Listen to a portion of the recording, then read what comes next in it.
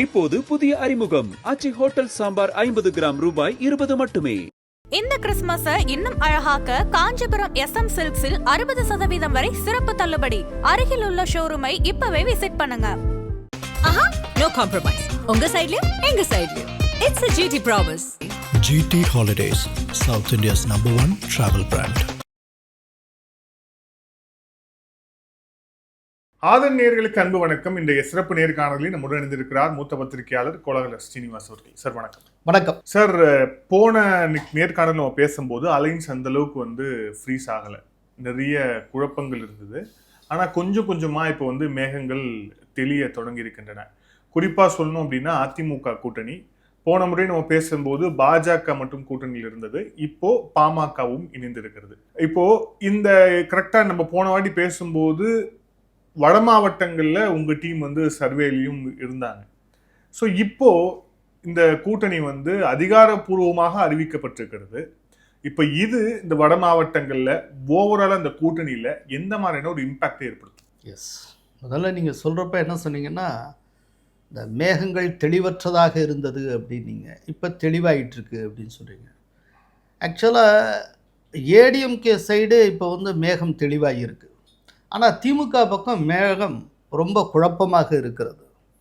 காங்கிரஸ் என்ன முடிவெடுக்கும், எப்படிப்பட்ட முடிவெடுக்கும், அந்தர்பல்ட்டி அடிக்குமா, விஜய் பக்கம் போகுமா, இல்லாட்டி காங்கிரஸ் டிஎம்கே கூட்டணியிலேயே தொடருமா, ஒருவேளை காங்கிரஸ் வெளியேறி விட்டால் எதை வச்சு காம்பன்சேட் பண்ணுறது, அப்போ அந்த கேப்பில் சாந்து பூசுறதுக்கு பெரியவர் ராமதாஸையும் பிரேமலதாவையும் இணைக்கலாமா, ரைட்டு, பெரியவர் ராமதாஸை உள்ளே கொண்டுறதுன்னு ஒரு முடிவை பண்ணினால் விடுதலை சிறுத்தைகள் ஏற்பார்களா இல்லையா? இதுக்கிடையில் ஸ்ரீவில்லிபுத்தூரில் விடுதலை சிறுத்தைகள் கட்சியினுடைய தலைவர்களில் ஒருவரான வன்னியரசு எந்த காரணம் கொண்டும் பாமகவும் பிஜேபியும் இருக்கிற இடத்தில் நாங்கள் இருக்க மாட்டோம்னு தெளிவாக சொல்லியிருக்கார் ப்ரெஸ் மீட்டில் ஸ்ரீவில்லிபுத்தூரில். ஸோ ஒரு பக்கம் மேகம் தெளிவற்று ஆகியிருக்கிறது, நேற்றுக்கு வரைக்கும் தெளிவாக இருந்தது. இன்னொரு பக்கம் தெளிவற்ற நிலையில் இருந்து இப்போ தெளிவாக மாறி இருக்கிறது. இந்த ரெண்டையும் நாம் புரிஞ்சுக்கணும். இதில் அன்புமணி ராமதாஸ் எடப்பாடி பழனிசாமியை சந்தித்தார். அந்த கூட்டணியில் தொடர்வதை உறுதி செய்திருக்கார். அவர் இன்னும் கூட்டணியை விட்டு வெளியில் போயிடல, ஆல்ரெடி என்டிஏவில் இருந்தவர் தான், மீண்டும் அதை உறுதி செய்திருக்கிறார். இப்போ உறுதி செய்ததன் மூலம் ஒரு விஷயத்தை என்னால் திட்டவட்டமாக சொல்ல முடியும். அதாவது வட மாவட்டங்களில், சென்னை நீங்களாக உள்ள வட மாவட்டங்களில் ஒரு மிகப்பெரிய வெற்றியை அதிமுக கூட்டணி பெறும். ஏன்னா வட மாவட்டத்துக்கு என்ன கூட்டணி தேவையோ அது செட் ஆயிடுச்சு. அது செட் ஆயிடுச்சு. வட மாவட்டத்தை பொறுத்தவரை ஏடிஎம்கே ப்ளஸ் பாமக ஒரு ஃபர்மிடபிள் அலையன்ஸாக இருக்கும். அதோடு இப்போ பிஜேபி. ஸோ ஒரு பிரமாதமான கூட்டணி, இது செட் ஆயிடுச்சு. இதில் ஒரே ஒரு கேள்வி இருக்குது. சரி, பாமக செட் ஆயிடுச்சுங்கிறீங்க, ஆனால் பாமக தான் உடச்சிட்டாங்கல்ல, அப்பா ஒரு பக்கம் இருக்காரு, அது எப்படி முழு பலனை தருமா அப்படின்னு நீங்கள் கேட்கலாம். இல்லை, மாங்கனியோடைய முழு ருசி இங்கே வருமா அப்படின்னு ஒரு கேள்வி. அது மாங்கனியுடைய முழு ருசி மாங்கனி யார் கையில் இருக்கோ அவர் தானே சுவைக்க முடியும், அவருக்கு தானே முழுமையாக கிடைக்கும். மாங்கனி யார் கையில் இருக்கு இன்னைக்கு யாரு இன்னைக்கு யார் கையில் இருக்கு? தேர்தல் ஆணையம் அன்புமணியத்தான் சொல்லியிருக்கு. இந்த ஆண்டு ஆகஸ்ட் முடிகிற வரை அன்புமணி தான் தலைவர், அவருக்கு தான் மாம்பழம் அப்படின்னு சொல்லி தேர்தல் ஆணையம் கடிதமே எழுதியிருக்கு. அது சேலஞ்ச் பண்ணியிருக்காங்க கோர்ட்டில், அது வேற விஷயம். அது கோர்ட்டில் என்னைக்கு தீர்ப்பு வரும், அது எப்போ, அதெல்லாம் பார்த்துக்கலாம். இன்னைக்கு தேதிக்கு தேர்தல் ஆணையம் தான் சார் முடிவெடுக்கிற அத்தாரிட்டி. ஈவன் கோர்ட்டே என்ன டைரக்டர்ஸ்னா தேர்தல் ஆணையத்தை இது பண்ணி இதை விசாரித்து முடிவெடுங்க தான் சொல்லுவாங்க. முடிவெடுக்கிற அத்தாரிட்டி தேர்தல் ஆணையம். தேர்தல் ஆணையம் எங்கள் கைவசம் இருக்கிற ஆவணங்களின்படி அன்புமணி ராமதாஸ் தான் வருகிற ஆகஸ்ட் வரை பாமகவின் தலைவர், அவர்கிட்ட தான் மாம்பழம் இருக்கும்னு சொல்லியிருக்கு ரொம்ப தெளிவாக. இப்போ மாம்பழத்தை யார் ருசிப்பான்னு, யார் கையில் இருக்கோ அவர் தான் ருசிப்பார். இன்னைக்கு அன்புமணி ராமதாஸ் கையில் இருக்கிறது அவர் ருசிப்பார். அன்புமணி எங்கே இருக்கிறார்? அதிமுக கூட்டணியில் இருக்கிறார், எனவே அந்த கூட்டணி ருசிக்கும். இது அவ்வளோதான், சிம்பிள் லாஜிக். இல்லை, எந்த இடத்துலையும் குழப்பம் இல்லை. இதில் ஆனால் ஒன்று, இப்போ குழப்பத்தின் உச்சியில் நீங்களோ நானோ கூட்டணிக்காரங்களோ இல்லை, இன்னைக்கு குழப்பத்தின் உச்சகட்டத்தில் இருக்கிறது ராமதாஸ் அவர்கள். ராமதாஸ் அவர்கள் ரொம்ப ரீசெண்டாக விழுப்புரத்தில் ஒரு ப்ரெஸ் மீட் நடத்தினார். அதில் அவருடைய குழப்பம் தெரிந்தது. அந்த குழப்பம் என்ன அப்படின்னா, நாங்கள் என்டிஏவில் இடம்பெறவில்லை என்பதை முடிவு செய்யவில்லை, நாங்கள் டிஎம்கே அணிக்கு போகிறோம் என்பதை இதுவரை உறுதி செய்யவில்லை அப்படின்னு இருக்கார். கொஞ்ச நாட்களுக்கு முன்னால் தான் ஸ்டாலின் அவர்கள் ரொம்ப சிறப்பான ஆட்சியை தந்தார் அப்படி இப்படின்னு ஏகமாக புகழ்ந்து கொண்டிருந்தவர், இன்றைக்கி திடீர்னு என்டிஏல இல்லைன்னு நாங்கள் முடிவு செய்யலை, டிஎம்கேல இருக்கோம் அப்படிங்கிறதையும் நாங்கள் உறுதி செய்யலைன்னு எப்படி அப்படின்னு உழப்புறாருன்னா என்ன அர்த்தம்? என்னன்னா, இதை இவர் சொல்றதுக்கு 2-3 நாளைக்கு முன்னால் ஒரு விஷயம் கேள்விப்பட்டேன். எம்ஆர்கே பன்னீர்செல்வம் அவர்களும் ஜெகத் ரட்சகனும் இவர் ராம்தாஸ் பெரியவரை போய் பார்த்துருக்காங்க. அவர்கிட்ட பொலைட்டாக, ஐயா ரொம்ப மகிழ்ச்சி, நீங்கள் எங்கள் ஆட்சி எங்கள் தலைவரெலாம் ரொம்ப புகழ்ந்து பேசிகிட்டு இருக்கீங்க, மிக்க மகிழ்ச்சி, ஆனால் நீங்கள் உள்ளே வந்தால் விடுதலை சிறுத்தைகளுக்கு சிக்கல்னு ஒரு ஃபீலிங். இல்லை என்ன சிக்கல், நாங்கள் உள்ளே வந்து நாங்கள் ஒரு பாட்டுக்கு இருந்துக்கிறோம், அவங்க ஒரு பக்கம் இருந்துட்டு போகிறாங்க அப்படின்னு ரொம்ப பெருந்தன்மையாக சொல்லியிருக்கிறார். ஆனால் அவங்க சொல்லியிருக்காங்க, ஐயா நீங்கள் வந்து அவங்க இருக்க மாட்டாங்க போல இருக்க, அதில் அவங்க உறுதியாக இருக்காங்க, அதனால நம்ம இன்னொரு சந்தர்ப்பத்தில் பார்த்துக்கலாம், நீங்கள் தனியாகவே நில்லுங்க அப்படின்னு அவரை பாவம் தனியாக கோர்த்து விட்டு போயிட்டாங்க. அவர் வந்து பாவம் திமுகவை நம்பிக்கிட்டு இருந்தார், நம்ம அப்படி மட்டும் கடைசியில் டிஎம்கேட அலையன்ஸ் வச்சு ஒரு பெரிய அளவில் ஜெயிச்சிட முடியும், ஏதோ ஒரு கற்பனை. ஸோ முதலுக்கு மோசம் இருக்காது, நம்மளும் 4 சீட்டு ஜெயிச்சிடலாம் அப்படின்னு தான் நினச்சாரு. இப்போ டிஎம்கே கைவிடும்னு அவர் எதிர்பார்க்கல. இந்த மாதிரி சொன்னதுக்கப்புறம் என்ன செய்யறதுன்னு அவருக்கு தெரியலை. இதுக்கு மத்தியில் வன்னி அரசு ரொம்ப தெளிவாக சொல்லியிருக்கிறார். அவருடைய வார்த்தையில் சிங்கிள் கோட்டில் சொன்னார், ஜாதிய கட்சியான பாமகவுடன் மதவாத கட்சியான பிஜேபியுடனும் நாங்கள் ஒரு நாளும் இருக்க மாட்டோம், இது அவர் சொல்லியிருக்கிறார். அப்படின்னா பாமக டிஎம்கே கூட்டணிக்குள்ளே வந்தால் இவங்க விசிகா வெளியேறும். ஆனால் ஸ்டாலின் என்னன்னா, இந்த தலித்துகள் பட்டியல் சமூகத்தை பிரதித்துவப்படுத்துகிற ஒரு கட்சி, ஒரு வலுவான கட்சி தன்னோட இருக்க வேண்டும், அது ஒரு அடையாளம்னு பார்க்கிறார். அந்த அடையாளம் தன்கிட்ட இருக்கணும் அப்படின்னு பார்க்குறார். அந்த அடையாளத்தை எந்த காரணம் கொண்டு விட்டுறக்கூடாது. அதனால் அவர் வந்து திருமாவளவனை விட்டு கொடுப்பதற்கு தயாராக இல்லை. இத்தனைக்கும் இப்போது வன்னியரசு சொல்லியிருக்கிறார், நாங்கள் இந்த தடவை டபுள் டிஜிட்டு கேட்டு போராடுவோம், எங்களுக்கு இரட்டை இலக்கத்தில் தொகுதிகள் வேண்டும், அதிகம் ஜெயிச்சா தான் அதிகாரத்தில் பங்கு பெற முடியும் அப்படிலாம் அவர் கேட்குறார். இப்போ எல்லாரும் ஆளால் கேட்க ஆரம்பிச்சிட்டாங்க, அது வேறு விஷயம். பட் இந்த மாதிரி சொல்லியிருக்கிறார். இப்போது ராம்தாஸ்க்கு என்ன பண்ணுறது தெரில. இப்போ ராம்தாஸ் கௌரவமாக இது பண்ணணும்னா அவர் ஒழுங்காக என்டிஏவுக்குள்ளே வந்தாகணும். இதைத்தான் நான் ஏற்கனவே சொல்லியிருந்தேன். பிஜேபியினுடைய தலைமை ஆல்ரெடி ராம்தாஸுக்கு ஒரு ஆலோசனை கூறியது, உங்களுக்குள்ளே நீங்கள் அடிச்சுக்கிறீங்க, அது தந்தைக்கும் மகனுக்குமான சண்டை, அதுக்குள்ளே நாங்கள் உள்ளேயே வர தயாராக இல்லை, நீங்கள் எப்போ அதை சீல் பண்ணுறீங்க, எப்போ உங்களுக்குள்ளே பேசி முடிவெடுக்கிறீங்களோ அதை நீங்கள் பண்ணிக்கங்க, அது உங்கள் பாடு. ஆனால் 2 பேரும் எதிர்முதிரமாக எதிரெதிரான கூட்டணியில் மட்டும் இருக்காதீங்க, அது முதலுக்கே மோசமாகும். உங்களுடைய பாட்டாளி மக்கள் கட்சியினுடைய வாக்குகளே பிரியும். கடைசியில் நீங்களும் ஜெயிக்க மாட்டீங்க, அவரும் ஜெயிக்க மாட்டார், உங்கள் பையனும் ஜெயிக்க மாட்டார். எதுக்கு இப்படி அடிச்சுட்டு நீங்கள் 2 பேருமே உள்ளே வந்துருங்க. பிஎம்கேவுக்கு இவ்வளோ சீட்டுன்னு வாங்கிடலாம், மாம்பழ சின்னத்திலே போட்டியிடுங்க, உங்களுக்குள்ள உங்கள் ஆதரவாளர்களுக்கு இத்தனை தொகுதி, இவர் அன்புமணி ஆதரவாளர்களுக்கு இவ்வளோ தொகுதின்னு உங்களுக்குள்ள பேசி முடிவு பண்ணிக்கங்க. ஆனால் நிற்கிறவங்க எல்லாருமே பாமக கேண்டிடேட்டாக நிற்கட்டும். ஆக்சுவலாக ராம்தாஸ் என்ன சொல்றாரு, என்னோட தான் பாமகங்கிறாரு, அன்புமணியும் என்னோட தான் பாமகங்கிறாரு. ஸோ 2 பேருமே ஒரே பாமக தான் கிளைம் பண்ணுறாங்க. ஸோ ஒரே விதமாக போட்டியிடுங்க, ஒரே மாம்பழத்தில். உங்கள் ஆதரவாளர்கள், அன்புமணி ஆதரவாளர்களுக்கு இத்தனை சீட்டு, ராம்தாஸ் ஆதரவாளர் இவ்வளோ சீட்டுன்னு பிரிச்சுக்கோங்க, பிரிச்சுக்கிட்டு சேஃபாக பண்ணுங்கள், 2 பேருமே ஜெயிக்கலாம், இல்லைன்னா கஷ்டம் அப்படின்னா. இப்போ அந்த இடத்தை நோக்கி தான் ராம்தாஸ் வர வேண்டி இருக்கு. சார், இந்த வட மாவட்டம் அப்படிங்கிறது ஏற்கனவே டிஎம்கேவுடைய ஒரு ஸ்ட்ராங்கான ஒரு ஃபோர்ட், அவங்களுடைய ஒரு கோட்டை மாதிரியான ஒரு இடமாக இது நாள் வரை வந்து இருந்தது.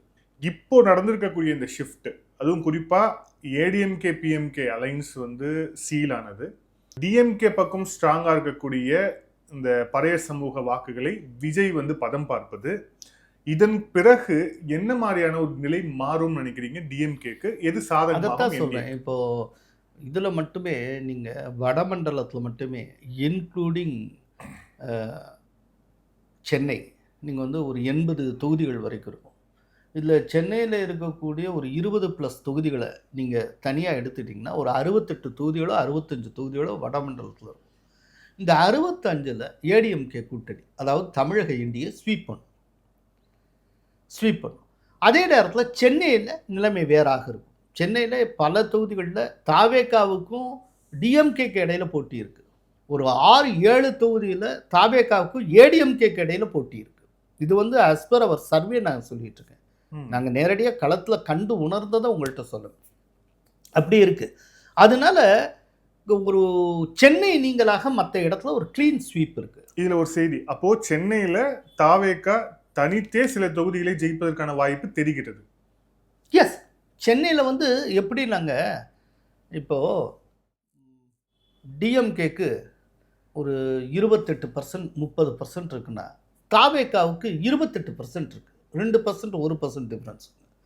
ஏடிஎம்கே கம்பைன் பிஜேபி கூட்டணிக்கு 25-26% இருக்கு. எல்லாம் நெக்காக இருக்குது. இப்போது இதில் வந்து நான் இன்னொன்று இங்கே ரொம்ப கேர்ஃபுல்லாக சொல்ல விரும்புகிறேன். அன்புமணி இதில் இணையறதுக்கு முன்னால் எடுத்த சர்வே அப்படி தான் நான் பேசிகிட்டு இருக்கேன்.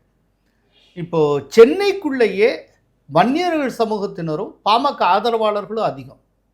அதுக்கப்புறம் அது என்னவா இருக்கும்னு எனக்கு தெரியல. இப்போ 1% எட்ஜ் ஓவரில் இருக்கக்கூடிய தொகுதிகளில் ஏடிஎம்கே லீட் பண்ணுறதுக்கு வாய்ப்பு இருக்குது, அன்புமணி உள்ளே வந்ததுனால.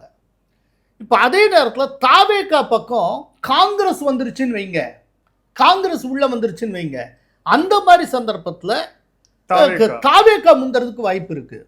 அப்படிப்பட்ட ஒரு சூழ்நிலையில் சென்னையிலே பல தொகுதிகளில் டிஎம்கே 3வது இடத்துக்கு போகும். அப்படி கூட வாய்ப்பு இருக்குது. அப்போ தமிழகத்தில் ஆனால் சென்னை நீங்களாக இருக்கிற மற்ற வடக்கு மாவட்ட தொகுதிகளில் போட்டிங்கிறது டிஎம்கே வர்சஸ் ஏடிஎம்கே கூட்டணி தான், அல்ல சந்தேகம் இல்லை. ஸோ சென்னையில் அர்பனில் மட்டும்தான் தாவேகா இருக்கு, விஜய் இருக்கிறார். இப்போ ஒரு உதாரணம் சொல்கிறேன்.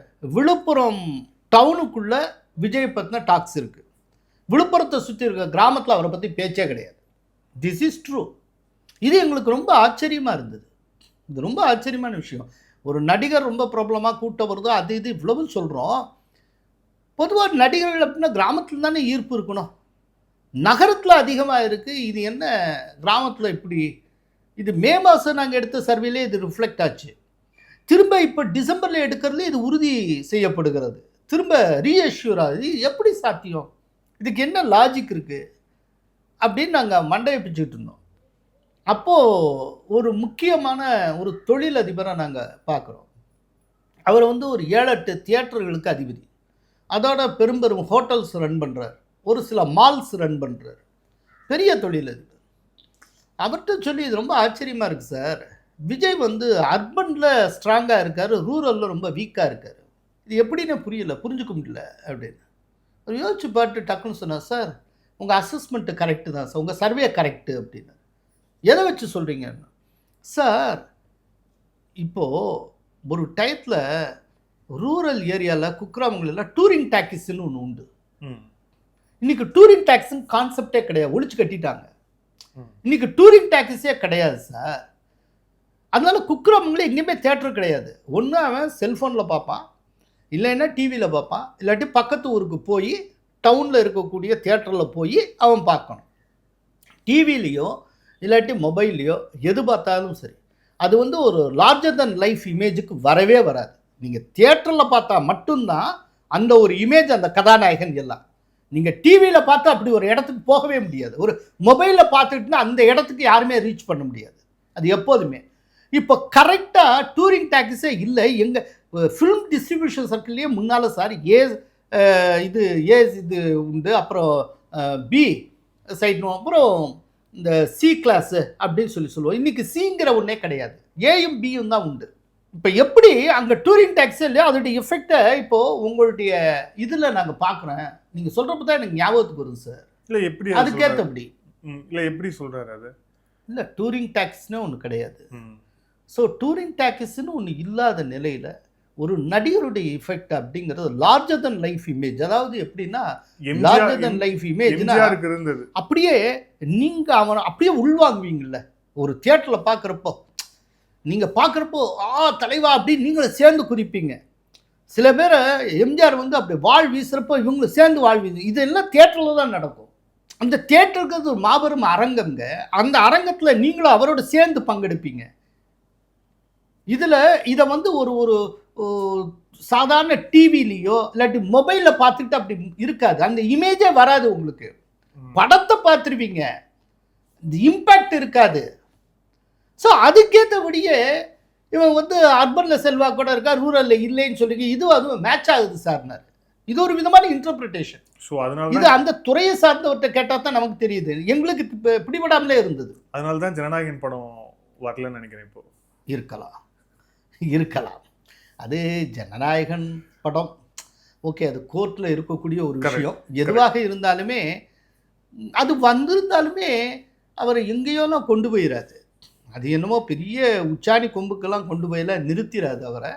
அப்படியே வந்திருந்தாலும் அது பிரமாதமாக ஓடி இருந்தாலுமே அது தேர்தலில் ஒரு ரிசல்ட்டாக மாறி இருக்குமா, வாக்குகளாக மாறி இருக்குமா, அப்படிங்கிறதுலாம் ரொம்ப டவுட்டு. ஸோ இப்போ இந்த என்டிஏக்குள்ளே பாமக வந்த உடனே ஸோ அவங்க வந்து நார்தர்ன் பெல்ட்டை வந்து ஓரளவுக்கு வந்து இந்த அலைன்ஸை செக்யூர் பண்ணியிருக்காங்க அப்படின்னு. இப்போ அடுத்தடுத்த டாக்ஸில் பார்க்கும்போது தினகரன் உள்ளே வருகிறார் அப்படிங்கிற ஒரு செய்தி. அதான் இப்போ சவுத்து அப்படி நான் இதில் தெளிவாக ஒன்றை சொல்லிடுறேன். தினகரன் வந்து தென் தமிழகத்துக்கான மாபெரும் லீடர், ஓபிஎஸ் மாபெரும் தலைவர்லாம் பூ சுற்றுவாங்க. இல்லை நான் எப்போதுமே உடன்பாடு கொண்டதில்லை. என்ன தெரிஞ்ச அத்தனை வியூவர்ஸுக்கும் அந்த விஷயமும் தெரியும். இல்லை வந்து எதுவும் இல்லை. நானே வந்து தேனி மாவட்டத்தை சேர்ந்தவன். தேனி மாவட்டம் சின்னம்னூரில் பிறந்தவன். இந்த தேனி மாவட்டம், மதுரை மாவட்டம், சவுத் தமிழ்நாடு அங்குலமாக எனக்கு தெரியும். ரைட்டா? அதனால இந்த காதில் பூ சுற்றுறது அது எதுவும் கூடாது. ஆனால் ஒரு ஆர்குமெண்ட் வைக்கிறாங்கல்ல, ஏதோ இவர் இல்லாதனால தான் தோத்துச்சு அப்படி இப்படின்ட்டு. 2021 ஏடிஎம்கே தோத்ததுன்னா அதுக்கு காரணம், அதுக்கு முன்னால் 2011 ஏடிஎம்கே ஜெயிச்சது, 2016 ஜெயிச்சது. கன்சிக்வெண்ட்டாக 3 டைம்ஸ்லாம் ஜெயிச்சது எம்ஜிஆரோட முடிஞ்சு போச்சு. எம்ஜிஆருக்கு அப்புறம் எந்த அரசியல்வாதியுமே தொடர்ச்சியாக 3 தடவை தமிழ்நாட்டில் ஜெயிச்சதே வரலாறே கிடையாது. இவங்க தொடர்ந்து 3ஆவது தடவையும் ஜெயிக்கிறதுக்கான மேண்டேட்டை அவங்க கேட்டாங்க, மக்கள் கொடுக்கல. அதாவது 2 தடவை தொடர்ந்து இருந்தீங்க, இந்த தடவை ஆட்சியை மாற்றுவோம்னு நினச்சாங்க, அதனால போச்சு. 2024 என்டிஏவே பிளவுபட்டுருது, அதனால தோற்றுறது. இந்த தோல்விக்கு தினகரன் வெளியில் நின்னது உள்ளே வந்தது இதுக்கு எந்த சம்மந்தமும் கிடையாது. ஏன்னா வெற்றியை தீர்மானிக்கக்கூடிய அளவுக்கு அவரெல்லாம் ஒரு பெரிய தலைவராக இருந்திருந்தாருன்னா அவர் ஏன் தோத்தார்? அவர் தோற்று இருக்கிறார், ஓபிஎஸ் தோற்று இருக்கிறார். வெற்றிகரமான தலைவர்கள் குறைஞ்சபட்சம் தங்களுடைய தொகுதியிலேயே ஜெயிக்கணும்ல. இன்னொன்று, அவங்க தேர்ந்தெடுத்த எல்லாமே பாதுகாப்பான தொகுதி தானே. அவங்களுக்கு சேஃபான ஒரு மாவட்டத்தில் சேஃபான சமூகம் இருக்கக்கூடிய இடத்துல தானே தேர்ந்தெடுத்தாங்க. அங்கேயே தோற்று இருக்கிறாங்கள. அதனால அவர்களை வந்து ஒரு மாபெரும் தலைவர் நான் சொல்ல மாட்டேன். பட் மற்றவங்க ஆர்கியூமெண்ட் ஒன்று இருக்குல்ல, ஒரு பர்செப்ஷன் ஒன்று மீடியாக்கள் மூலம் உருவாக்கியிருக்காங்க. சவுத்தில் ஏடிஎம்கே தொடர் தோல்விக்கு காரணம் இவர்கள் வெளியேற்றப்பட்டது அப்படின்னு சொல்லியிருக்காங்க. பட் அவர்களும் உள்ளே வருவதற்கான சாத்தியங்கள் நிறைய இருக்கிறது. அநேகமாக 23ஆம் தேதி பிரதமருடைய மேடையில் டிடிவி தினகரன் அமர்வதற்கு வாய்ப்புகள் உண்டு அப்படின்னு நான் கேள்விப்படுறேன். இதில் ஒன்று ஹைலி டவுட்ஃபுல் எதுனா பிரேமலதா வருவது கடினம். பிரேமலதா அநேகமாக அவங்க டிஎம்கே பக்கம் போகிறதுக்கு ஒரு வாய்ப்பு இருக்குது. நான் ஒரு முக்கிய தலைவர்கிட்ட இதை பற்றி பேசியிருந்தேன். அப்போது அந்த தலைவர் சொன்னது இல்லைங்க, அவங்க ஏலம் விட ஆரம்பிச்சிட்டாங்கன்னு. அதுக்கு மேலே எதுவும் சொல்ல விரும்பலை. அதனால அது ஹைலி டவுட்ஃபுல். அது எப்படி என்னன்னு 1 தரம் 2 தரம் 3 தரம் ஆனால் எத்தனை தடவை இருந்தாலும் சரி அவங்க இடம்பெறக்கூடிய கூட்டணி தொடர்ச்சியாக தோல்வியைத்தான் தழுவுகிறது. அதில் எந்த டவுட்டும் இல்லை. ஒருவேளை 2021 அவங்க கூட்டணியுடைய முதலமைச்சர் வேட்பாளர் யாருன்னு தெரியுமில்ல சார்? தினகரன். ஆமாம், கரெக்ட். கடைசியில் அவரே ஜெயிக்கலை. 165 தொகுதியில் போட்டிட்டு 2.3% தொகுதிகளில் 2.3% வாக்குகளை பெற்ற தினகரன். ஸோ பிரேமலதாவோட தேமுதிக வந்து 60 தொகுதிகளில் போட்டிட்டு 0.4%, 0.5% கூட முடிமையாக சொல்லலை. இதுதான் நடந்தது. சார், இப்போ இன்னொரு முக்கியமான ஒரு கேள்வி. அதாவது அதிமுகவுடைய பொதுச் செயலாளர் எடப்பாடி பழனிசாமி சேலத்தில் இந்த பொங்கல் விழாவில் இந்தியா டுடேல அக்ஷிதா நந்தகோபால் இன்டர்வியூ எடுத்திருந்தாங்க. அதில் கேட்கும்போது அவர் மீண்டும் சொன்னது 210 தொகுதியில் என்டிஏ ஜெயிக்கும், தனி பெரும்பான்மையுடன் அதிமுக ஆட்சி அமைக்கும் அப்படின்னு சொல்றாரு. இந்த 210 நிறைய இடத்துல நம்பர்ஸ் அதை வந்து கோட் பண்ணிக்கிட்டே இருக்கிறாரு. இது ஆக்சுவலாக வந்து என்ன கணக்கு? 200 தாண்டணும் அப்படிங்கிறதுக்காக சொல்றாரா இல்ல வேற ஏதாவது உண்மையிலே கால்குலேஷன் இருக்கா அதுக்கு பின்னாடி? 210 தொகுதி ஜெயிக்கணும்னா அதுக்கு என்டிஏவுக்குள்ள விஜய் வந்தால்தான் நடக்கும். ஸோ என்டிஏவுக்குள்ள விஜய் வரணும். ஆனால் விஜய் அடிக்கடி இப்போ டெல்லிக்கு போயிட்டு இருக்காரு, சிபிஐயை ஃபேஸ் பண்ணிட்டு இருக்காரு. ஓகேயா? அப்படின்னா என்ன விதமான பொருத்தம்னு நீங்கள் அந்த டாட்ஸை கனெக்ட் பண்ணிக்க, அவ்வளோதான். இப்போது அங்கே விசாரணை நடக்குதுங்கிற அளவுக்கு தாங்க உங்களுக்கும் எனக்கும் தகவல் தெரியும். உள்ளுக்குள்ளே உட்காந்து அவங்க என்ன பேசுகிறாங்க, என்ன கேட்குறாங்க, அங்கே அதிகாரிகள் விஜய்கிட்ட என்ன பேசுகிறாங்க, இல்லாட்டி விஜயோட யார் என்ன பேசுகிறாங்க, எதுவும் நமக்கு தெரியாது. இது ஒன்று. இன்னொன்று, நான் ஏற்கனவே சொல்லியிருக்கேன், இந்த கரூர் வழக்கு, இந்த விசாரணை அப்படிங்கிறது 2 பக்கமும் ஷார்ப்பான ஒரு கத்தி மாதிரி. இது டிஎம்கே அரசையும் பதம் பார்க்கும். அந்த சைடில் நிறைய தப்பு இருக்குது, போலீஸ் பந்தோபஸ்து, அது அதில் இருக்க குறைபாடு, நிறைய விஷயம். அதே போல் விஜய் சைட்லேயும் நிறைய தவறுகள் உண்டு.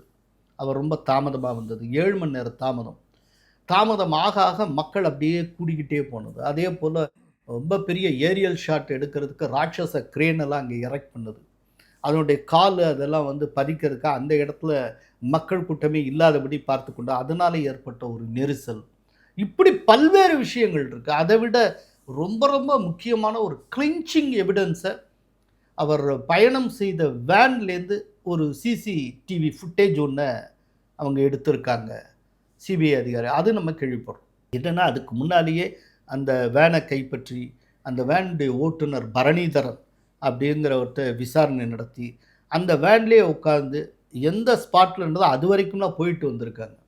அப்போது அந்த வேனுக்குள்ளே இருந்த கேமராவை ஸ்டடி பண்ணி அந்த கேமராவில் இருக்கக்கூடிய ஃபுட்டேஜ் எல்லாம் அந்த ஒரிஜினல் இதில் சர்வரில் இருக்கும்ல, அந்த சர்வர்லேருந்து அக்சஸ் பண்ணியிருக்காங்க. அதில் பார்க்குறப்போ விஜய் மேலே தவறு இருக்குங்கிறத சுட்டி காட்டக்கூடிய ஒரு ஃபுட்டேஜை அவங்க வச்சுருக்காங்க. இப்போ அதையெல்லாம் விஜய்கிட்ட போட்டு காட்டியெல்லாம் கேட்டிருக்காங்க. அது பெரிய பதற்றத்தை உருவாக்கியிருக்கோம். இன்னொன்று, விஜய் வந்து நம்ம திரையில் பார்க்குற மாதிரியான வீராதி வீரரோ சூராதி சூரரோலாம் கிடையாது. இப்போ வந்து கரூரில் அவ்வளோ பெரிய அசம்பாவிதம் நடந்தால் அடித்து பரண்டு ஓடி வந்தார் சார்ட்டர்ட் ஃப்ளைட்டில். வந்தவர் 1 மாதத்துக்கு பம்மிட்டார்ல, மாசக்கணக்கில் வெளியிலே வரலையே சார். துக்கம் சார், துக்கம். ரைட்டு, துக்கத்தினால ஆதவ் அர்ஜுன் சொன்னார். கரெக்டு, துக்கத்தினால தீபாவளியை கொண்டாட வேண்டாம்ட்டாரு. ஆனால் கிறிஸ்மஸை கொண்டாடினார்ல, அப்போ எங்கே போச்சு அந்த துக்கம்? 16 கிறிஸ்மஸ் கொண்டாட்டத்துக்குலாம் பிறகு தானே இப்போ சிபிஐ ஃபேஸ் பண்ணிகிட்டு இருக்காரு. யோசிச்சு பாருங்க, துக்கம்னா சொல்கிறீங்க, துக்கத்துக்கு என்ன தினமும் கொஞ்சம் நேரம் ஒரு டைம் வச்சு அழுதுகிட்டேவா இருப்பார்? இப்போது துக்கம்னு சொல்லியாச்சு அப்படின்னா அந்த அளவுக்கு இறந்தவர்கள் குடும்பத்து மேலே பாசம் பற்றும் இருந்தால் என்ன செஞ்சுருக்கணும்? நம்ம என்ன செய்வோம்? நேரில் போவோம், துக்கம் கேட்போம், ஆறுதல் கூறுவோம், நம்மளால் முடிஞ்சால் பொருள் உதவி செய்வோம். இதானுங்க. எனக்கு அதுக்காக கூட நேராக அவங்க வீட்டுக்கு போகலையுங்க. யாருக்கு அவர் ஆறுதல் கூறணுமோ அவங்கள கரூர்லேருந்து மெனக்கட்டி இங்கே வரவழைச்சு தன்னுடைய வீட்டுக்கு வரவழைச்சு அவர் பார்த்தார். இது என்ன விதமான ஒரு துக்கத்தை அனுசரிக்கிற முறை? என்ன விதமான ஆறுதல்? இதில் இப்போ இந்த விதமாக எம்ஜிஆர் கூட நடந்துக்கிட்டது கிடையாதுங்க. இப்போ விஜய் விஷயத்தை எடுத்துக்கிட்டிங்கன்னா ஒரு பெரிய நெருக்குதலுக்கு உள்ளாகி இருக்கிறார். ஸோ சிபிஐ அதிகாரிகள் என்ன சொல்லிகிட்டு இருக்காங்க, என்ன ஏது, இதெல்லாம் தெரியாது. நான் இது எதுக்காக சொன்னேன்னா, விஜய் வந்து அடிப்படையில் பயந்தவர் அப்படிங்கிறதுக்காக இவ்வளவு சொல்கிறேன். அப்படிங்கிறப்போ நாளைக்கு இந்த குற்றச்சாட்டுகளின் அடிப்படையில் அது நிரூபிக்கப்பட்டு அவர் சிறைக்கு செல்ல வேண்டிய ஒரு கட்டாயம் ஏற்படலாம் அப்படிங்கிறத சிபிஐ அதிகாரிகள் வெளிப்படையாகவோ சூசகமாகவோ உணர்த்தினால் அப்போது விஜய் என்ன விதமான நிலைப்பாட்டுக்கு வருவார், அவர் என்ன முடிவு எடுப்பார், இதெல்லாம் நீங்கள் யோசிக்கணும். அவர் ஒத்தரை வச்சு தான் அந்த கட்சி. அவரை தவிர்த்து நம்பர் 2 நம்பர் 3 யார் யாரெல்லாம் இருக்காங்களோ அவங்கள நம்பி கிடையாது. அவர் ஒத்தரை வச்சு தான் கட்சி. அவர் ஒருவர் தான் கட்சியே. இது இப்போ அவர் உள்ளே போயிட்டாருன்னா என்ன ஆகும்? ஆனால் அப்படி உள்ளே போகக்கூடாதுங்கிறதுல அதுக்கு பிரசிடென்ஸ் இருக்குது. இப்போ சின்னசாமி ஸ்டேடியம், பெங்களூர் சின்னசாமி ஸ்டேடியத்தில் ஐபிஎல் மேட்ச் அப்போ நெரிசல் ஏற்பட்டு பலர் மாண்டார்கள். அது தொடர்பான வழக்கில் யார் ஆர்கனைசரோ அவர் வந்து கைது செய்யப்பட்டார். போன வருஷம் புஷ்பா 2 ஹைதராபாத்தில் திரையிடப்பட்டப்போ அது நடந்துட்டு இருக்கப்போ திடீர்னு அல்லு அர்ஜுன் முன்னறிவிப்பு இல்லாமல் வந்தார். அவரை பார்க்கறதுக்கு பெருங்கூட்டம் தள்ளுமுள்ளி ஏற்பட்டது. அதில் 35 வயது பெண்ணு அந்த நெரிசலில் சிக்கி இறந்து போனார். இப்போ சார்ஜ் ஷீட் போட்டிருக்காங்க, அவருடைய பெயர் 11வது பெயராக இடம்பெற்று இருக்கிறது. அப்படிங்கிறப்போ இந்த கரூர் தொடர்பாக ஃபைல் பண்ணுற சார்ஜ் ஷீட்லேயே விஜயுடைய பெயரும் இடம்பெறலாம். நாளைக்கு தீர்ப்பு வருகிறப்போ விஜய் கம்பிகளுக்கு பின்னால் போவதற்கான வாய்ப்பு கூட ஏற்படலாம், நமக்கு தெரியாது. அப்படின்னா அவர் கட்சியினுடைய நிலை என்னாகும், அவருடைய அரசியல் எதிர்காலம் என்ன ஆகும்? இவ்வளவு இருக்குங்க விஷயம். இது ஆம் ட்விஸ்ட் கிடையாதா? இது ஒரு ட்விஸ்ட்டும் கிடையாதுங்க. நீங்கள் மேட்ரு ஆஃப் ஃபேக்ட், நீங்கள் ஒன்றுமே இல்லைங்க, சாதாரண மேட்ரு ஆஃப் ஃபேக்ட். அங்கே என்ன நடந்ததுங்கிறத திரும்ப எடுத்து பார்த்தாலே இந்த விஷயத்தில் உங்களுக்கான பங்கு என்னன்னு தெரிஞ்சு போகுங்க. இது சிபிஐ அதிகாரிகள் சொல்லித்தான் இல்லைங்க, எப்படி இருந்தாலும் நீங்கள் மாட்டுவீங்க சார். உங்களுடைய தாமதத்துக்கு ஒரு பங்கும் இல்லையா? காலையிலேருந்து செத்து சுண்ணாம்பை அங்கே இருந்திருக்கான், ஒருத்தருக்கு ஒரு வாட்டர் பாட்டில் கூட தரல, டீஹைட்ரேட் ஆகாதா? அதனால மயங்கி விழ மாட்டாங்களா? கூட்ட நெரிசலில் மயங்க ஒருத்த விழுந்தான்னா யார் விழுந்தான்னு பார்த்துக்கலாம், மேலேயே ஏறி மிதிச்சுட்டு போயிட்டு இருக்க மாட்டாங்களா? என்னென்ன நடந்திருக்கும்? இந்த லேட்டுக்கு யார் சார் தாமதம்? மற்றதுக்கு நீங்கள் சொல்லிடுறீங்க சார். 7 மணி நேரம் தாமதத்துக்கு விஜய் 7 மணி நேரம் தாமதமாக வந்ததுக்கு விஜயை தவிர்த்து வேறு யாரெல்லாம் நீங்கள் காரணம் சொல்லுவீங்க சார்? பாதுகாப்பு குறைபாடுக்கு நீங்கள் போலீஸை கையை காட்டிடலாம் சார். இவர் யார் சார் 7 மணி நேரம் தாமதமாக வர சொன்னது? அதுக்கு விஜயை தவிர வேறு யாராவது ஒத்தரை உங்களால் காரணம் காட்ட முடியுமா? விஜய் இந்த இடத்துலேருந்து கிளம்பினப்போ போலீஸ் மறிச்சுட்டு ஒரு 3 மணி நேரம் நீ போகக்கூடாதுன்னு தடுத்து நிறுத்தினாங்க, அப்படிலாம் சொல்ல முடியுமா? ஏதாவது நடந்ததா? தாமதத்துக்கு யார் சார் பொறுப்பு? அது ரொம்ப பெரிய ரீசனுங்க. அதோடு அந்த அந்த வேனில் இருந்த சிசிடிவி ஃபுட்டேஜ் ஒரு பெரிய எவிடன்ஸுங்கிறாங்க. ஓகே, இதை சொல்கிறப்ப நீங்கள் அப்படி இன்டர்பிரேட் பண்ணலாம். இது ஆம் ட்விஸ்ட் அப்படின்னு சொல்லலாம், ஒரு விதமான ஒரு கொயர்ஷன், நெருக்குதலை உருவாக்க எல்லாம் சொல்லலாம். இது எல்லாம் இன்டர்பிரிட்டேஷன். இதெல்லாம் அவங்க உணர்த்துறாங்க, யாரும் கட்டாயப்படுத்த போகிறதில்ல, உணர்த்துறாங்க. இதெல்லாம் நான் ஃபேஸ் பண்ணேன்னு சொன்னால் ஃபேஸ் பண்ணுங்க, யாருக்கு வேண்டான்னா தாராளமாக. மேட்ரு ஆஃப் ஃபேக்ட் அவருக்கு இருக்கிற பிரச்சனைகளை அவங்க சொல்லியிருப்பாங்க, என்ன ஏதுன்னு எல்லாத்தையும் சொல்லியிருப்பாங்க. கடைசியில் அவர் என்ன முடிவெடுக்கிறாரோ அதுதான். ஆனால் முன்னால் உங்கள்கிட்ட ஒன்று சொல்லியிருக்கேன்னு நினைக்கிறேன், விஜய் தனித்து போட்டியிடுவதுன்னு முடிவெடுத்தாலும் சரி, கூட்டணி கட்சியாக காங்கிரஸை உள்ளே கொண்டு வர்றதோ அதை உள்ளே கொண்டு வரதோ அப்படின்னு சொல்லி அவர் ஒரு முடிவெடுத்தாலும் சரி, இல்லாட்டி என்டிஏவுக்குள்ளே வருவதுன்னு முடிவெடுத்தாலும் சரி, எந்த விதமான முடிவையும் விஜய் எடுத்தாலும் சரி, எந்த முடிவை விஜய் எடுத்தாலும் சரி, அந்த முடிவு விஜயனுடைய முடிவாக மட்டுமே இருக்காது, அது டெல்லியினுடைய முடிவாகவும் இருக்கும். ஸோ அப்படிங்கிறப்போ விஜய் என்டிஏவுக்குள்ளேயும் வரலாம். அப்படி ஒரு சாத்தியம் இருந்தால் தான் நான் ஆரம்பத்தில் சொன்ன பாயிண்ட்டுக்கு இப்போ திரும்ப வரேன். அப்படின்னா தான் 210 சாத்தியம். மீண்டும் மீண்டும் எடப்பாடியார் 210 அப்படின்னு சொல்கிறாருன்னா அது என்ன அர்த்தத்தில் நீங்கள் புரிஞ்சுக்க. இதில் விஜய் என்டிஏக்குள்ள வருவார், பாஜக எதிர்ப்பு மணலில் விஜய் இல்லை அப்படின்னு ஆரம்பத்தில் சொல்லப்பட்டது. ஆனாலும் அவர் நேரடியாக பாசிசம் அப்படின்னு சொல்லிட்டு திமுகவை சொன்னது, அதுக்கப்புறம் பாஜகவை விமர்சித்தது, இது எல்லாமே அவர் ஒரு ஆன்டி பிஜேபி மைண்ட் செட்டில் இருக்கிறாரு, அவர் கூட்டணிக்கு வரப்போகிறது இல்லைங்கிறத உறுதிப்படுத்தியது. ஆனாலும் தொடர்ச்சியாக சொல்லிட்டே வந்தவங்க என்டிஏக்குள்ள விஜய் வராததுக்கு விஜய் மட்டும் காரணம் அல்ல, ஒருவர், மிக முக்கியமான ஒருவர் தான் காரணம் அப்படின்ட்டு சொல்லப்பட்ட விமர்சிக்கப்பட்ட நபர் ஜான் ஆரோக்கியசாமி. இப்போ வந்துட்டு இருக்கக்கூடிய செய்தி, ஜான் ஆரோக்கியசாமிக்கும் சிபிஐ சம்மன் தரப்போறாங்க அப்படின்னு தகவல் வந்திருக்கு. அப்போ இது கிட்டத்தட்ட ஜான் ஆரோக்கியசாமியை முடக்குவதற்கான அல்லது விஜயை இது கட்டுக்குள் கொண்டு வருவதற்கான ஒரு முயற்சி அப்படிங்கிற விமர்சனமும் எழுந்தது. இப்போ பிரசாந்த் கிஷோருடைய ஐபேக் இருக்குல்ல, ஆமாம், அது மம்தா பானர்ஜி ஒர்க்கை ஃபுல்லாக, அவங்களுடைய ஐடி ஒர்க்கை ஃபுல்லாக அண்டர்டேக் பண்ணி அவுட் சோர்ஸ் வாங்கியிருக்காங்க.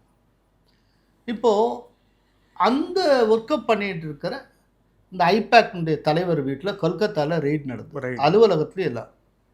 அதில் உள்ளே புகுந்து மம்தாவே முக்கிய ஃபைலை போலீஸ் துணையோட அமலாக்கத்துறையினுடைய கண்ணுக்கு முன்னாலேயே ஒரு சீஃப் மினிஸ்டரை எடுத்துகிட்டு ஓடினாங்க.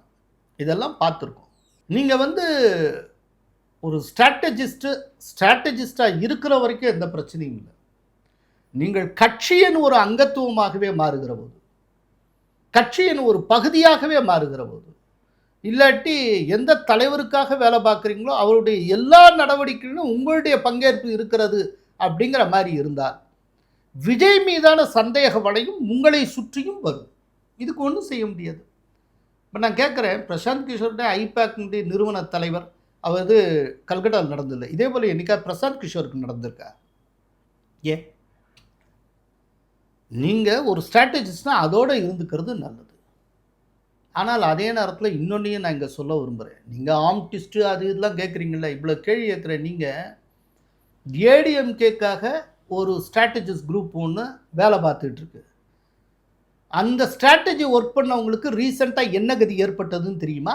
கரெக்ட். அது ஏன் பேசுறது இல்லை? அதெல்லாம் பேசலாமா? அது எதற்கானது? அது எதற்கானது?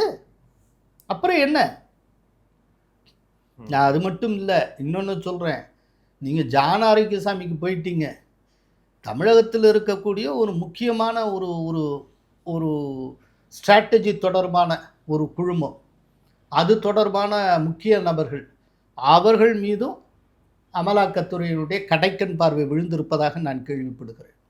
அது பிப்ரவரி முதல் வாரத்துக்குள்ளே ஏதோ ஒரு நடவடிக்கை இருக்கும் அப்படின்னும் நான் கேள்விப்பட்டேன். ஸோ இப்போ ஜான் ஆரோக்கியசாமியோட நிலை என்ன ஆகும்? அது அவர் தானே கவலைப்படணும், எனக்கு என்ன கவலை அதை பற்றி? நீங்கள் ஸ்ட்ராட்டஜிஸ்டாக இதாங்க எல்லாமே. பிரச்சனை என்னதுமா, ஒரு பத்திரிகையாளராக இருக்கிற வரைக்கும் எந்த பிரச்சனையும் இல்லைங்க. ஒரு ஸ்ட்ராட்டஜிஸ்ட்டு நீங்கள் யாருக்கு வேணாலும் ஸ்ட்ராட்டஜி ஒர்க் பண்ணலாம், அந்த எல்லையோடு நிற்கிற வரைக்கும் பிரச்சனை இல்லை. ஆனால் கூடுதல் ஆதாயத்துக்கு ஆசைப்பட்டோ இல்லாட்டி பேராசைப்பட்டோ ஏதோ ஒரு இந்த எல்லை தாண்டி நீங்கள் அவருடைய எல்லா நடவடிக்கையிலும் மானாவாரியாக பங்கேற்கிறப்போ, ஒரு குறிப்பிட்ட நடவடிக்கைக்காக அந்த குறிப்பிட்ட தலைவரை சஸ்பெக்ட் பண்ணுறப்போ அது தொடர்பான வளையத்தில் நீங்களும் மாட்டிருக்கீங்க. இப்போது அந்த ஐபேக் நிறுவன தலைவர் இருக்கார், அவர் எப்படி மாட்டினார்? அபிஷேக் பானர்ஜி தொடர்பான ஒரு வழக்கு, நிலக்கரி சுரங்க ஒதுக்கீடு தொடர்பான ஒரு ஊழல், அது சம்மந்தப்பட்டது. அது சம்மந்தப்பட்ட ஃபைலை இவருடைய ஆஃபீஸில் இருக்குங்க. இவருக்கு என்ன வேலை? அதனால் அவங்க எல்லைக்குள்ளே இருக்கிற வரைக்கும் மரியாதை இருக்குங்க. நீங்கள் எல்லையை தாண்டி போயிட்டீங்கன்னா சிக்கல் தான். அது எப்போதுமே அப்படித்தான்.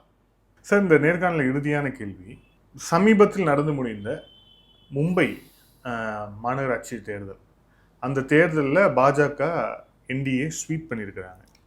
ஸோ இதற்கு காரணம் யார் அப்படிங்கிற ஒரு கேள்வி. ஃபட்னாவிஸ் அப்படின்னு சொல்லப்பட்டாலும் கூட அங்கே இருக்கக்கூடிய பாஜகவுடைய தலைவரும் ஒரு முக்கிய காரணம்.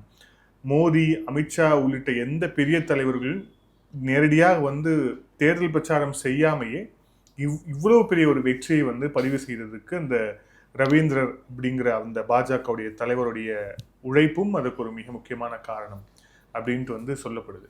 உங்களுடைய பார்வையின ஓவராலாக இதை பற்றி அசஸ்மெண்ட்? திடீர்னு ரவீந்திராவை பற்றி ரொம்ப பேச்சு அடிபடுறதுக்கு காரணம் தேவேந்திர ஃபட்னவிஸ்க்கு முக்கியத்துவம் ஏற்பட்டு விடக்கூடாதோ அப்படிங்கிறதுக்கான ட்விஸ்டாக கூட நான் பார்க்குறேன். இது அவங்க கட்சிக்குள்ளேயே இருக்கக்கூடிய ஒரு விதமான ஒரு பாலிடிக்ஸ் மாதிரியாக எனக்கு தோணுது. பட் தேவேந்திர ஃபட்னவிஸ் கடுமையாக உழைத்தார். அவருடைய ஆட்சி வந்ததுக்கப்புறம் அவருடைய ஆட்சி அதனால் ஏற்பட்டிருக்கக்கூடிய ப்ரோ இன்கம்பன்சி, இதனுடைய ஒரு தாக்கமாக நீங்கள் இதை பார்க்க வேண்டும். அதனால் இது ஃபட்னவிஸுக்கு கிடைத்த ஒரு மிகப்பெரிய வெற்றி அப்படின்னு தான் நான் கருதுகிறேன்.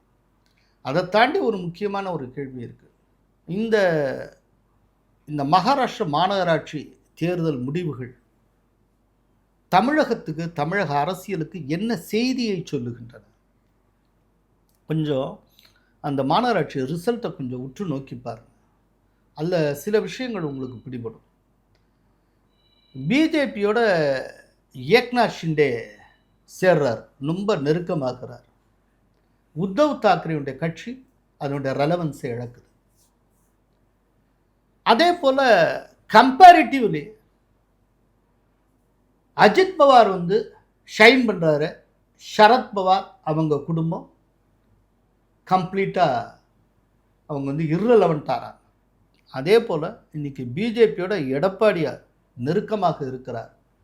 ஒருவேளை என்டிஏவுக்குள்ளே நெருக்கமாக வரவில்லை என்றால் ஓபிஎஸ் இர்ரெலவெண்ட் ஆகிவிடுவார். இது ரொம்ப ஒரு முக்கியமான மெசேஜ். ரெண்டாவது, பீகார் எலெக்ஷனில் அந்த பரிவார் பாலிடிக்ஸ் இருக்க குடும்ப அரசியல், தேஜஸ்வி யாதவ், லாலு, அது ஒழித்து கட்டப்பட்டது, எந்திருக்கவே முடியாதபடிக்கு. இப்போ அதே போல் இந்த மகாராஷ்டிரா எலெக்ஷனை பாருங்கள், உத்தவ் தாக்கரேயுடைய குடும்ப அரசியல் முடிவுக்கு வந்திருக்கிறது. சரத்பவார் அவர்களுடைய குடும்ப அரசியல் முடிவுக்கு வந்திருக்கிறது. இந்த வரிசையில் அடுத்தது தமிழகமாக இருக்கும். இங்கேயும் குடும்ப அரசியலுக்கான ஒரு முடிவு நெருங்கும் அப்படின்னு சொல்லலாம். இது அதனுடைய இம்பேக்டாக பார்க்கலாம். மூணாவது ரொம்ப முக்கியமான விஷயம், முஸ்லிம்ஸுடைய ஓட்டிங் பேட்டர்ன். இந்த ஓட்டிங் பேட்டர்னில் குறிப்பிடத்தக்க மாற்றம் நடந்திருக்கிறது. ஆக்சுவலாக ரிசல்ட் வர்றதுக்கு முன்னால் எல்லா அரசியல் பண்டிட்ஸும் என்ன சொல்லிகிட்டு இருந்தாங்கன்னா, வழக்கம் போல் இந்த எலெக்ஷன்லேயும் முஸ்லீம்ஸு ரொம்ப ஸ்ட்ராட்டஜிக்காக ஓட்டு போடுவாங்க, ஒரு ஸ்ட்ராட்டஜிக் ஓட்டிங் தான் இருக்கும், அதனால் வார்டுக்கு வார்டு அவங்களோட ஓட்டிங் பேட்டர்ன் மாறும் அப்படின்னு சொல்லியிருந்தாங்க. வார்டுக்கு வார்டு, ரைட்டா? ஆக்சுவலாக ஸ்ட்ராட்டஜிக் ஓட்டிங்கிறது என்ன? இந்த இடத்துல நம்ம, அதாவது எந்த காரணம் கொண்டும் பிஜேபி ஜெயித்து விடக்கூடாது. அப்போது பிஜேபிக்கு எதிராக எந்த கட்சி ரொம்ப ஃபைட் கொடுக்குதோ அந்த கட்சிக்கு நம்ம மொத்த வாக்குகளையும் செலுத்தி விடுவோம், ஓட்டை போட்டுருவோம். இப்போது பல கட்சிகளுக்கு போட்டு வாக்குகள் சிதறதுனால பிஜேபி ஜெயிச்சிடக்கூடாது. இப்போ ஒரு உதாரணத்துக்கு சொல்கிறேன்னா, டெல்லி எடுத்துக்க. டெல்லியில் காங்கிரஸ் இருக்குது, ஆம் ஆத்மி இருக்குது, எல்லாம் இருக்குது. இப்போ ட்ரெடிஷ்னலாக முஸ்லீம்ஸ் காங்கிரஸுக்கு ஓட்டு போடுறவங்க, ஆனால் ஆம் ஆத்மிக்கு ஓட்டு போடுறாங்க. ஏன்னா தங்களுடைய ஓட்டு ஆம் ஆத்மி காங்கிரஸ்ன்னு பிரிஞ்சால் பிஜேபி ஜெயிச்சிரும் அப்படிங்கிறதுக்காக அந்த மாதிரி பண்ணுறது. இதெல்லாம் ஸ்ட்ராட்டஜிக் ஓட்டிங். இப்போ அந்த மாதிரி தான் பண்ணுவாங்கன்னு எல்லாரும் எதிர்பார்த்தாங்க. ஆனால் அப்படி நடக்கலை. இவங்க காங்கிரஸுக்கும் ஓட்டு போடல, முஸ்லீம்ஸு சமாஜ்வாதி பார்ட்டிக்கு ஓட்டு போடல, சரத்பவாருக்கு ஓட்டு போடல, முழுக்க முழுக்க மஜ்லிஸ் பார்ட்டிக்கு ஓட்டு போட்டிருக்காங்க. மொத்தம் மகாராஷ்டிராவில் 124 வார்டில் மஜ்லிஸ் பார்ட்டி ஜெயிச்சிருக்கு. அவுரங்காபாத்னு முன்னால பேர், இப்போ அதுக்கு சாம்பாஜி நகர் மாநகராட்சி. இந்த சாம்பாஜி நகர் மாநகராட்சி நம்பர் 2 மஜ்லிஸ் பார்ட்டி 33 வார்டு ஜெயிச்சிருக்கான். 51 வார்டு பிஜேபி ஜெயித்து மாநகராட்சியை கைப்பற்றி இருக்கு. அதுக்கு அடுத்து எதிர்த்தரப்பில் இருக்கிற மஜ்லிஸ் பார்ட்டி. அப்படின்னா இந்த பேசிக் டிஃப்ரென்ஸ் எங்கேருந்து வருது? முன்னால் பிஜேபியை ஓரங்கட்டணும், பிஜேபி ஜெயிச்சிடக்கூடாதுங்கிறதுக்காக செக்குலர் பார்ட்டிஸ்க்கு போட்டாங்க. இப்போது முஸ்லீம்ஸ் மனநிலையிலேயே ஒரு மாற்றம் இருக்குது. செக்குலர் பார்ட்டிஸு நமக்காக பெருசாக எதுவும் செய்வதில்லை, ஒரு ஓட் பேங்க் பாலிடிக்ஸ் மெயின்டைன் பண்ணுறாங்க. அவங்களுக்கு வாக்களிக்கக்கூடிய கருவிகளாக மட்டுமே நாம் பயன்படுத்தப்படுகிறோம். அதுக்கு மேலே அவங்களுக்கு ஓட்டு போட்டு ஒரு புண்ணியமும் இல்லை. திரும்ப நாளைக்கு அவங்க ஜெயிச்சு ஆட்சிக்கும் அதிகாரத்துக்கும் வந்தால் திரும்ப அடுத்த தேர்தலுக்கு நம்ம வாக்களிக்கிறதுக்கான ஒரு கருவியாக தான் வச்சுருக்காங்களே ஒழிய பிரத்யேகமாக நமக்குன்னு எதையும் தந்துட போகிறதில்ல. ஒரு லார்ஜர் இன்ட்ரெஸ்ட் அப்படிங்கிற பேரில் பொதுவாக அந்த மாநில நன்மைக்காக என்னென்ன செய்கிறாங்களோ அதோட தான் நமக்கு சில நன்மைகளை தூக்கி எறிகிறாங்க, இவ்வளவுதான். நமக்கு எதுவும் செஞ்சிடறதில்ல. அதனால இது வரைக்கும் ஒரு செக்குலர் பார்ட்டி கீழே அணிதிரண்ட முஸ்லீம்ஸு இன்னைக்கு ஒரு முஸ்லீம் தலைமையிலான முஸ்லீம் கட்சி கீழே அணிதிரள்வோம் அப்படிங்கிற ஒரு புதிய பாதையை தேர்ந்தெடுத்திருக்காங்க.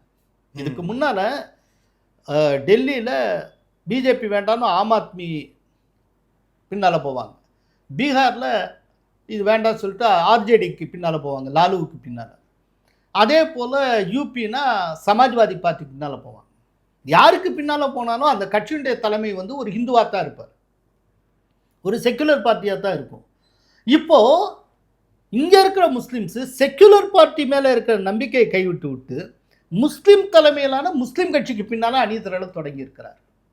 இதுதான் ரொம்ப காலமாக மஜ்லிஸ் பார்ட்டியினுடைய ப்ளூ பிரிண்ட், அவங்க பிளானிங்கே இதுதான்.